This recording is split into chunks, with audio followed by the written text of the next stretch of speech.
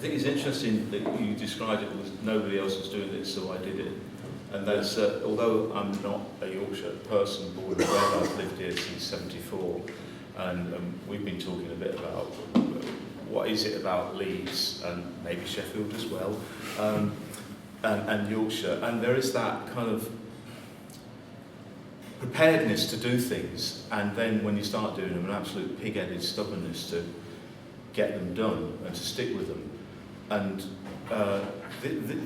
I mean, you kicked off from nothing really, like you were saying, and the stuff that you guys were doing in the way that you were managing yourselves and taking control of your affairs. These are things that were all very independent and stubborn. And there's something about this place called Leeds that breeds that. And I haven't seen it in other places. I mean, you were saying that about Manchester, weren't you? So I love Manchester very much, and I'm from there and I visit my family quite often. But it's not afraid to boast about its achievements at all. But then, and maybe it's what I love about Leeds. It is something that I love about Leeds, just how unarrogant it is. And the more I learn about things that have happened here, I go to a history of Leeds class. It's me and a dozen other people, all over 60, I think. And I wish more young people knew about the fibres of Leeds, the music scene being one of them. Just how rich it is, just that rich it is, whether someone should write a book or make more films, absolutely tell the story. But maybe it's because we've never suffered from being fashionable. I had a meeting. So you could just do whatever you wanted because the rest of the country just thought you were so uncool anyway. I mean, I think it's slightly different with things like Futurama because you brought bands to the north that, like kids like me, I mean, I was, 17? I'd never seen. I might have been a bit older, not much. I just picked the bands that I thought were breaking and filled it with a lot of local bands. But it wasn't expensive either. Yeah, it was £5 for a weekend. Yeah. So accessibility, that's one thing I love about Leeds. The hot dogs were more expensive. As soon as I moved to Leeds for university 7 years ago, what I noticed was that you could put a gig on at the Pack Horse, at the Fenton, Fox and New, for really cheap. Make your own flyers, put them out. Like there are so many students here. That's something as well that's important, and get people down to it. It's more of a microcosm sort of scene. I think it's quite ironic that we're talking about the Leeds music scene. I don't think any of us are from Leeds. I don't know where Paul's the only one from Leeds. The rest of us are like on the other side. I think 3 of us are from Lancashire, and Kevin's a southerner. I don't think he's anymore. Yeah. I think there's a collective spirit to Leeds, and it's not just about the music scene.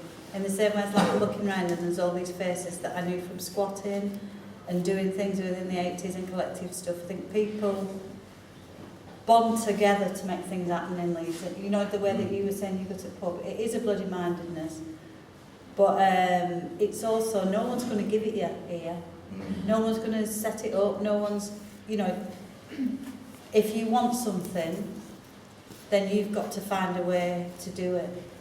The resourcefulness, that's something that at Chunk definitely, there are 45 of us, and we all have, as well as being musicians, different skills, so screen printing, videography, design, like illustrations, and we'll do each other's t-shirts or whatever, or be sound engineers and stuff. And I love that initiative, that sense of initiative and resourcefulness. It must happen in other cities, I'm sure, like Bristol's a very vibrant arts city, probably squatting as well. But I mean, I've travelled quite a bit, and there's just something about Leeds that keeps me here. We have the Dole as well. Let's not forget the Dole. Because that was fantastic for creating things in a way that people scream. My experience seems to be a little bit different to you, although because I always worked.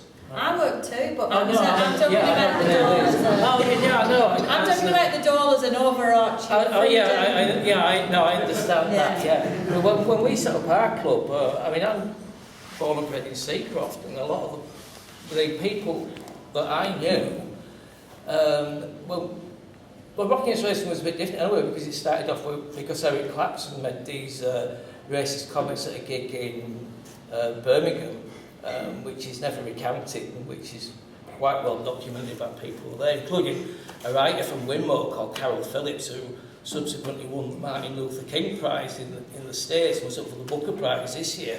He was actually in that audience that night, so they're all things well documented. And he lost one of his white mates over that.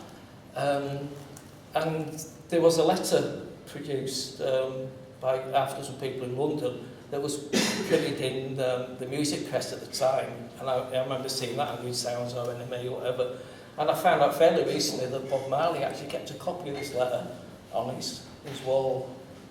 So, as a message, it did go far and wide. But when we got, I remember reading this letter and thought, bloody hell, what's this all about? Because it was a very short letter, and it just said, I love music, hate racism. And it encapsulated something to me. I got an Irish background, and at that time there was rampant Irish racism. I remember the Irish Centre opened up, it was raided by 6 families of all kinds of myths going around. All kinds of myths, yeah, that's right, yeah. But anyway, when we set up our club, I can't even remember how we did it. We just got the idea, and then I think we used somebody at the Poly on the Students' Union and got them to give us their common room, and then we just did it. And I can't really remember how we financed it. I think the Mekons might want, because I always remember the Mekons, it was Hazel's boyfriend's band that I went to see, which was Tom, you know. Yeah. And I think you may well have been perhaps one of the first bands we put on, because I think we were nearly the house band. You were very much a house band, yeah. The Gang of Four was runner-up.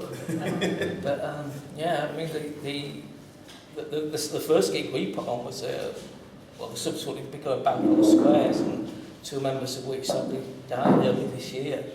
But they were mates of mine for a long time. It's all very much like that. But once we started to do it, we just did it. And I really don't know where that came from, so I recognise what you're saying. But when I look back on it, I find it hard to believe that we actually did that, because I worked full time at that point, and we just made these banners, these massive, colourful banners, got the cloth from the market, and everything was really colourful and vibrant and brilliant, and we were asking lots and lots of questions about things too.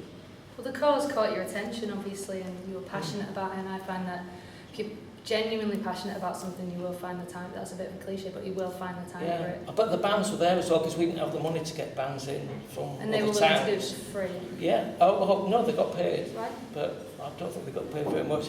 So there were some posters around, some people bought some tonight, but when you look at the price, it was like 10 pence, I think that was Mekons, 80 pence for somebody else, I don't know. It was dirt cheap. Worth every penny. Worth every penny, yeah.